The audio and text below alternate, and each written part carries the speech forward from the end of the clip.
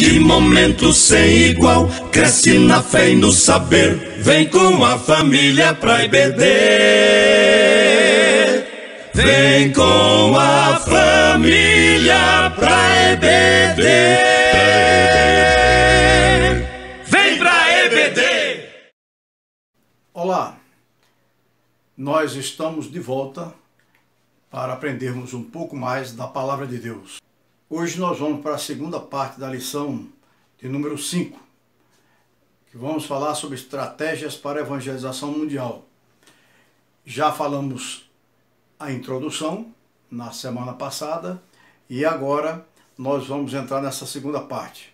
Nós vamos aprender com o escritor os obstáculos que temos, obstáculos de ordem política, obstáculo de cunho econômico e social e outros tantos. Nós vamos, com calma, aprender as estratégias ou aquelas que a gente programa para realizar o trabalho missionário.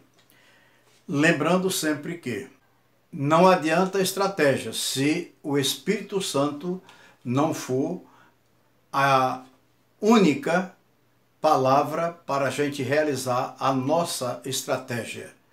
Nós estudamos, vemos como é o campo, a cidade, a forma do povo falar, tudo isso nós temos que fazer e buscar entender para ter um melhor contato com aquele que a gente vai levar a mensagem do Evangelho.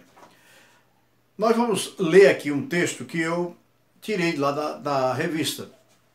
Obstáculos da ordem política. Esses obstáculos referem-se à facilidade ou não de se pregar o Evangelho livremente em determinado país. Normalmente são os países de regime marxistas, fechado ao Evangelho, ou que limitavam a liberdade religiosa, considerando-a danosa ao regime.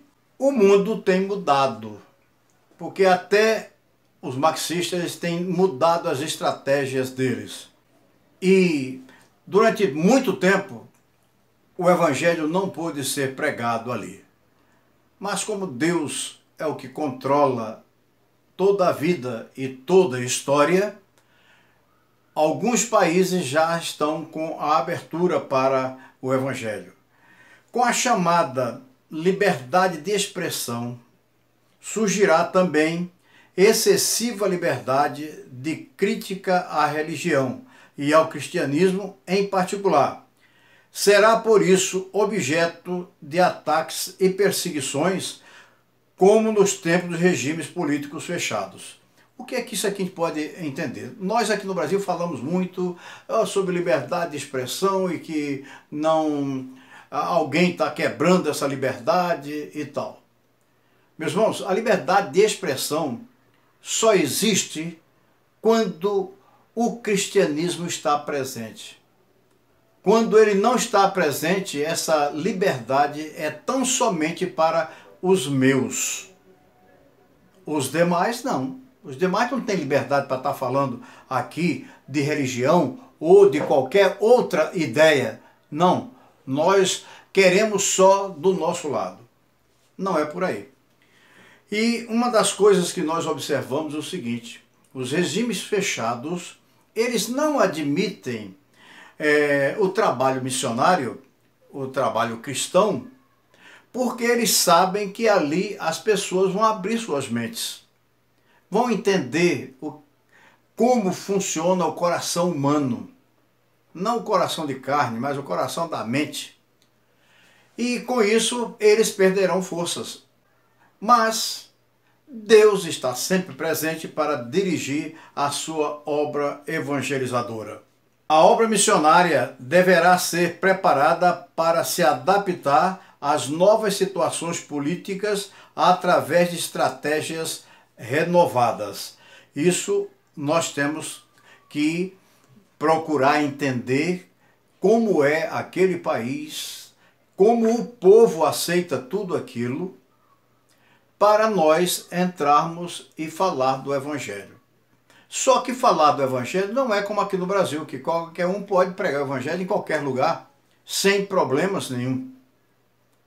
Mas em alguns países aí não é bem assim. Você vai para lá, mas você vai apenas discipular, apenas que eu quero dizer para eles, né?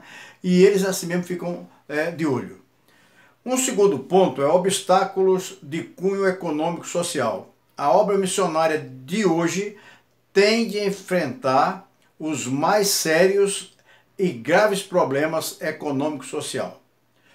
Hoje, meus irmãos, no mundo, nós temos uma quantidade imensa, são milhões e milhões de pessoas que vivem abaixo daquilo que se chama pobreza. Ou seja, não tem nada.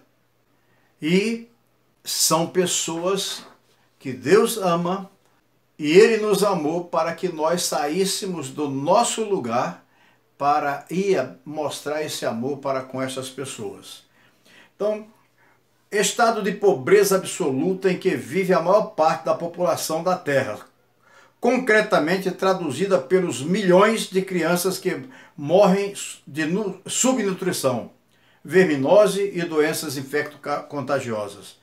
A disseminação de doenças, entre as quais avulta hoje a AIDS, o tráfico de drogas, que não é doença, mas leva às doenças, que se constitui numa indesejável praga social. Bilhões de dólares são encaminhados para a produção e venda de drogas letais, que poderiam ser aplicados no desenvolvimento para a diminuição da pobreza e, consequentemente, a fome.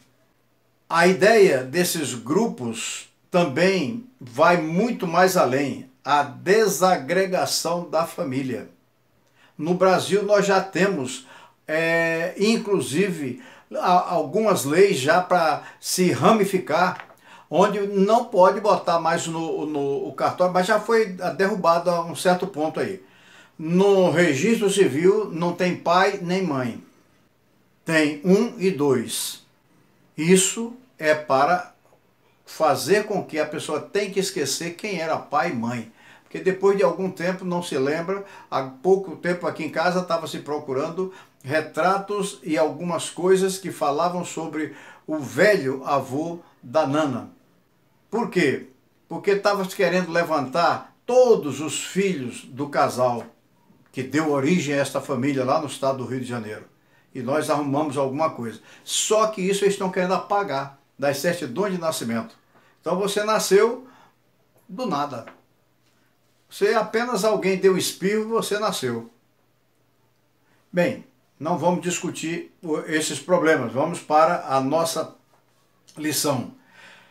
O menor abandonado, o desemprego, a escassez de alimentos e tantos outros são fatores obstáculos para inclusive se levar a mensagem. Porque se lá não tem nada disso, e quando o missionário chega, tem alguma coisa, porque é lógico, ele está sendo sustentado por cá, mas ele tem que se envolver no entendimento daquela vida daquele povo lá. Um outro obstáculo é o da ordem cultural.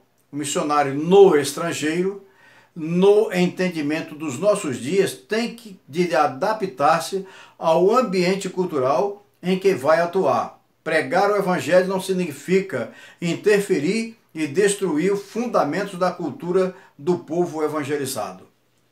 Um dos erros gritantes que os críticos apontam em relação ao trabalho missionário na África foi que os missionários se esforçaram por introduzir nos cultos o órgão de tubo, banindo de qualquer função sacra o bombo, o tambor e outros instrumentos já enraizados na cultura do negro africano, desde o seu nascimento. A África hoje poderia ser um continente cristão, mas não é. Não é porque quem foi para lá mas foi com a ideia de entronizar a sua cultura na cultura do outro. Não. A cultura do outro para ser modificada tem que ser pelo outro, não porque eu estou mostrando, porque eu sou branco e estou no meio de lá na África de gente negra. Não, não tem problema nada disso. Todos somos iguais.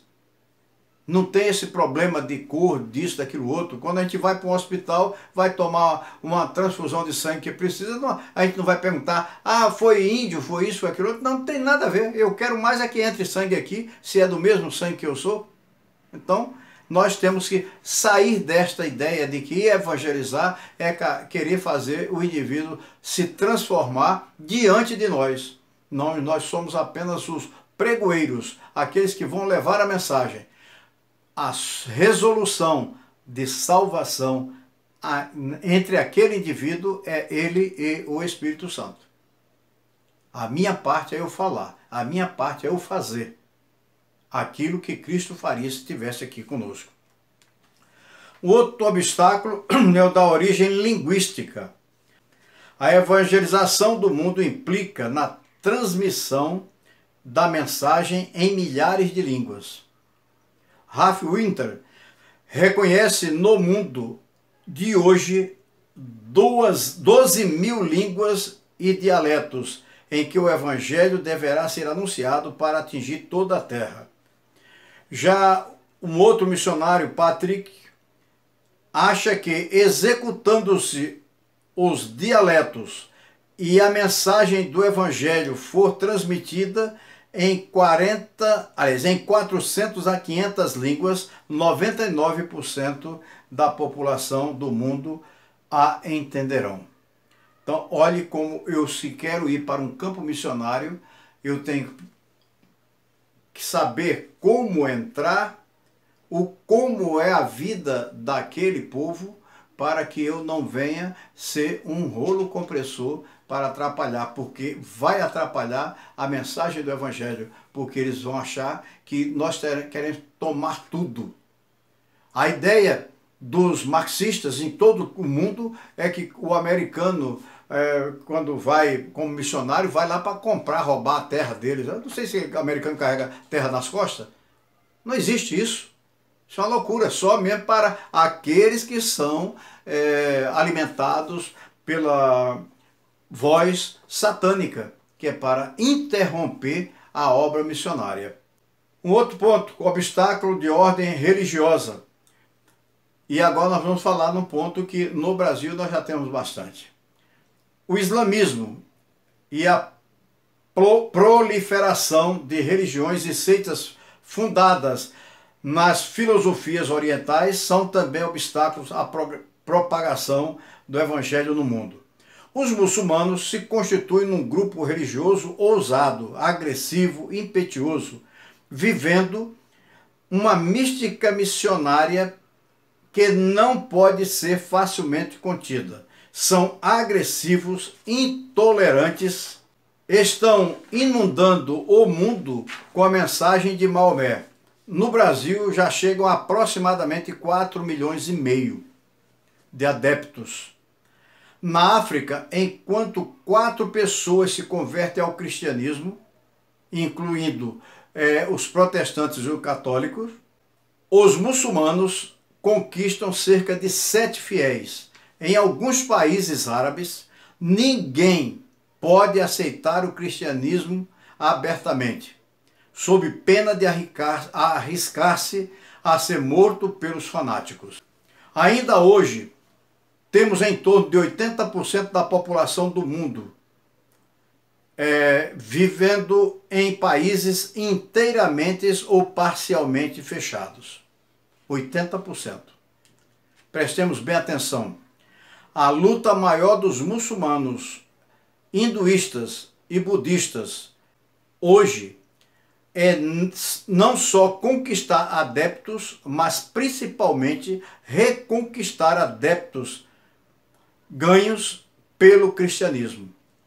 Além do que já falamos, devemos considerar como sério problema o fato de a juventude estar sendo atraída para a busca de experiências novas que lhes apresentem uma espécie de desafio espetacular. Essa é a razão por que os movimentos carismáticos estão tomando conta do cristianismo no mundo inteiro. Outra grande preocupação é como enfrentar as inovações mais estranhas e desafiadoras traduzidas no fortalecimento das igrejas eletrônicas, na igreja carismática de abrangência universal, nas videoigrejas, nas denominações videocomputadorizadas, em igrejas que funcionam nos lares à base de programas de televisão variados e bem estruturados. Isso é algo que a gente tem que estar sempre atento para na hora de sair para a evangelização. E nós no Brasil sabemos que vivemos dentro disso. Nós temos igrejas que são donas de rede de televisão e é de manhã à noite com aquela mesma coisa apresentando e conquistando muita gente. O que eu vou falar agora é estratégia de evangelização. Aí sim, agora vamos abranger muita coisa. Face às barreiras e obstáculos que se interpõem entre a igreja cristã e o mundo, como formular estratégias para alcançar os homens em todos os lugares da face da terra onde eles estejam vivendo?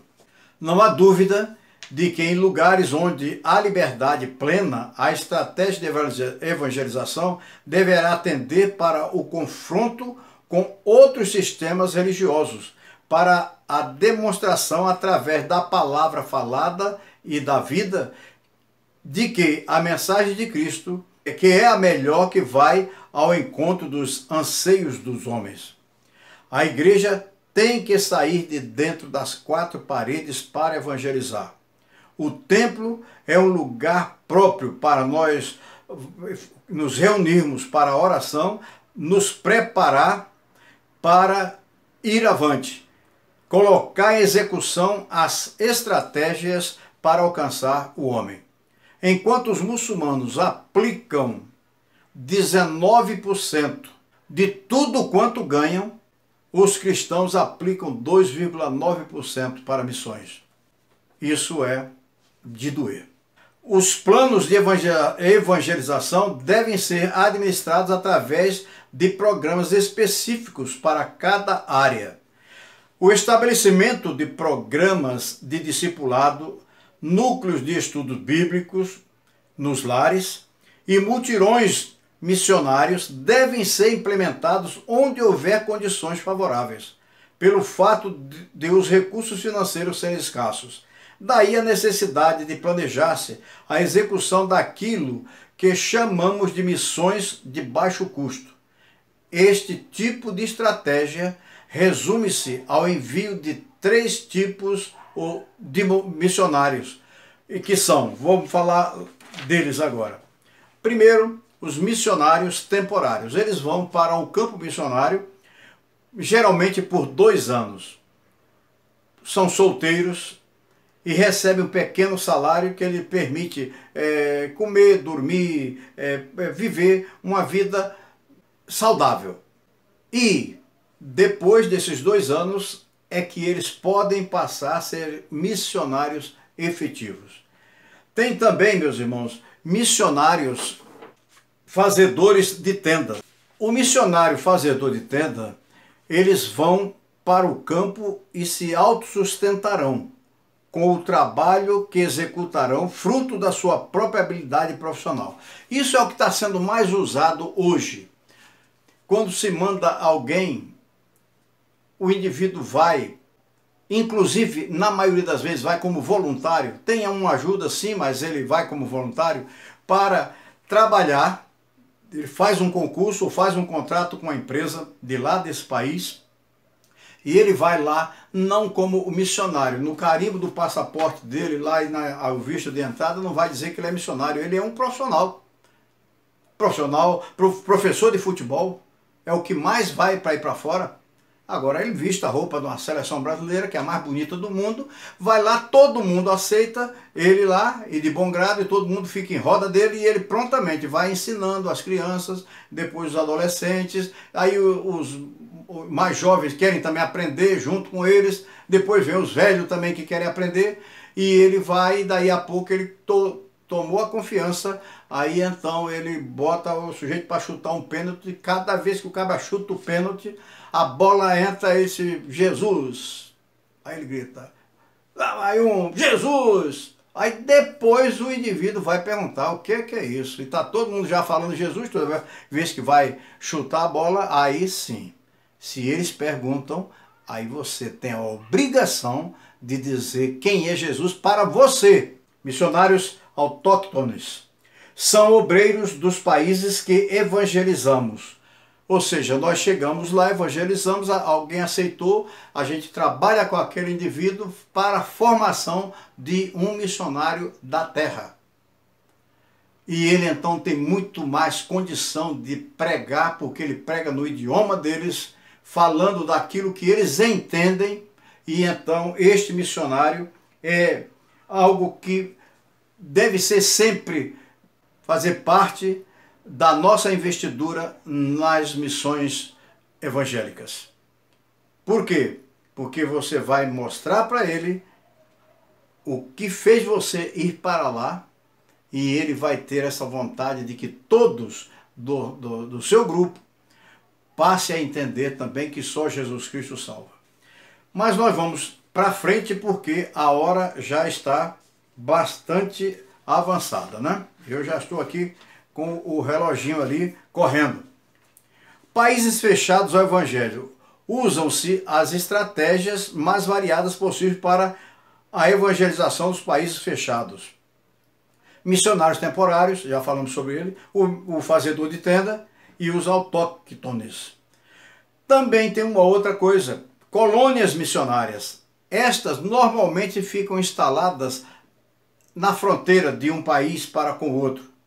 Nela podemos realizar ensino e evangelização, influência pelas mais diversas formas do pessoal da fronteira, influência sobre turistas, funciona como centro de treinamento para o pessoal de países fechados, distribuição de literatura aos transeuntes, distribuição de rádio de pilha em regiões com pouca tecnologia, para o povo da fronteira e cidades vizinhas ouvirem a mensagem do Evangelho. A colônia missionária poderia servir também para abrigar missionários periódicos, que se revezam com os outros. Sai um, entra outro no seu lugar. E agora, para finalizar, eu vou pegar direto da revista algo que eu achei muito importante. Princípios gerais. Começar sempre trabalhos missionários pioneiros em centros privilegiados e regiões densamente povoadas, de modo que, na ampliação da obra de evangelização, ela vá crescendo no sentido radial, do centro para a periferia. O segundo é observar os recursos. Observar que os recursos são sempre escassos e, tanto quanto possível, definir estratégias que resultem em fazer missões a custo reduzido.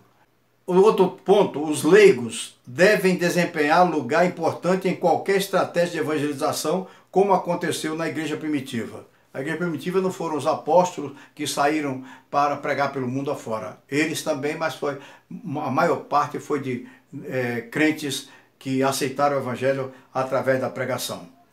Um quarto ponto é usar intensamente o obreiro autóctone. E o quinto, a pregação do evangelho deve incluir programas de âmbito social. Sexto, o uso intensivo e eficiente da mídia nos diferentes programas de evangelização deve ser uma preocupação primordial.